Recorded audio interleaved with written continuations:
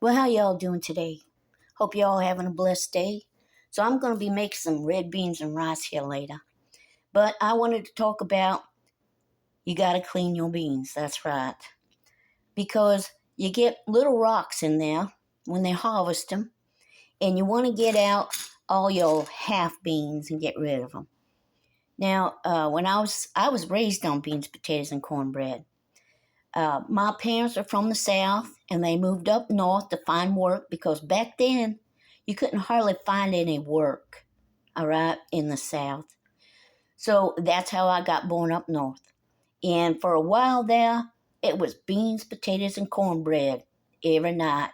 And you really come to appreciate uh, a bottle of ketchup, okay? It makes a world of difference when y'all eating beans, potatoes, and cornbread while your parents are trying to, of course, there was a bunch of us kids.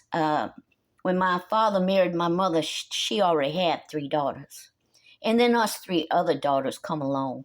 So there was a lot of us in one house. And my mom would make beans, and she would season it with lard. If you have meat, bacon, sausage, something like that, works well. But it was pinto beans for us. Now, I've made all kinds of beans. I had a neighbor once, she had 4 kids. Woman was really struggling. And I said to her, make yourself a pot of beans, fry yourself some potatoes. And she said, beans? I said, yep. Well, she was a northerner, right? And they do have beans up there. Now, I have made baked beans from Navy white beans, the little pea white beans, really good. Anyway, I told her, you're going to have to clean your beans. You're going to have to look for rocks and half beans. And she said, rocks? And I said, yeah. When they harvest them with a harvester, the harvester can pick up little bitty rocks, little pebbles. You got to get that out of there.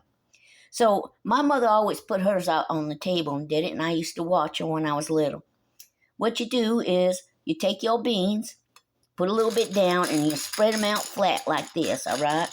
And you start looking for, the rocks and the half beans, right? You spread them out and look through them, just like that.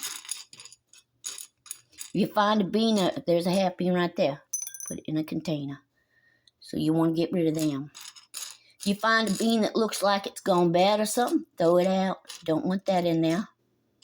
And you look for rocks. And then she'd scoop them up and put them in a pot, and she'd start again, all right? Then you rinse them beans off real good with water, and you put them on to boil. Every bean is different, how long it takes, right? So once you start doing it, you really get used to it. But anyway, beans are a great staple to have. They have a long, stable shelf life. And if you're in a pinch and things get tight, they're great to have. So I suggest you pick up some beans. Now, I really do like white beans, what they call northern beans. My mother was raised on northern beans, white northern beans. They're really good with ham. But my dad was raised on pinto, so that's what we had. And she'd make her cornbread from scratch, not from a mix.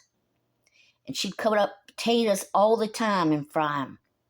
Right, and she'd put them rinse them off and put them in a bowl with salt, and she'd have to run us kids out of the kitchen because we were always stealing those potatoes out of that bowl.